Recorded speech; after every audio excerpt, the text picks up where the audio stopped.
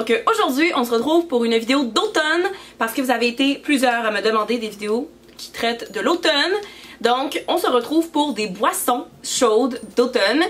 J'ai l'impression d'avoir dit le mot automne environ 50 fois, c'est un super intro, on va garder ça.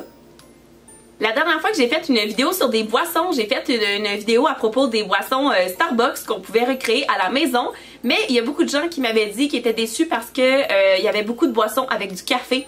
Et vous ne buvez pas toutes du café. Donc pour cette vidéo-là, il n'y a aucun café dans cette vidéo-là. Encore une fois, j'ai l'impression d'avoir dit le mot café 50 fois.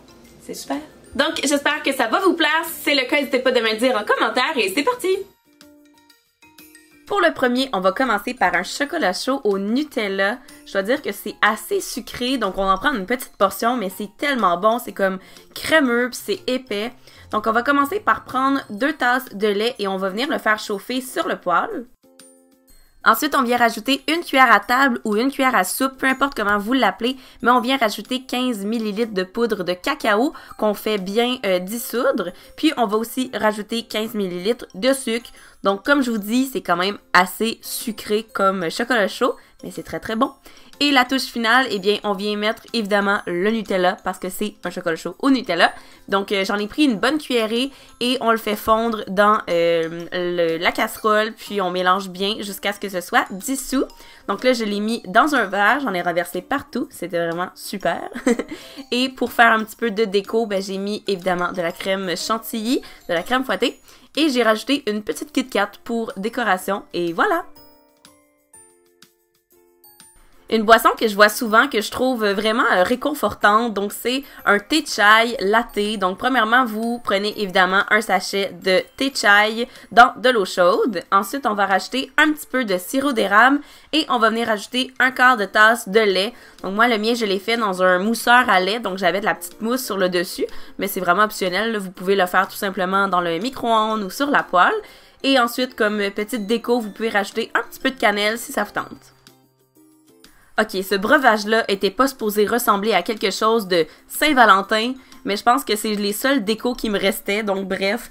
On va commencer par mettre 2 tasses de lait dans une casserole. Ensuite, on va rajouter une cuillère à thé de vanille, une cuillère à table de sucre et du chocolat blanc. Donc celui-là aussi, il est assez sucré. Donc j'ai rajouté environ l'équivalent de 3/4 de tasse de chocolat blanc en petits morceaux. Donc il faut vraiment brasser jusqu'à ce que ce soit vraiment dissous puis que vous voyez plus de petits grumeaux de chocolat dans le fond. Puis pour faire un petit peu plus cute, j'ai pris 2 gouttes de colorant rose parce que je trouvais que ça faisait mignon. Donc pour déco, j'ai décidé de mettre du glaçage sur le tour de mon verre et de tout simplement venir le coller dans les petites décorations. Donc c'est vraiment optionnel, mais je trouvais que ça faisait super beau. Et c'est ça, c'est des décorations de Saint-Valentin, hein? Donc c'est ce que ça donne.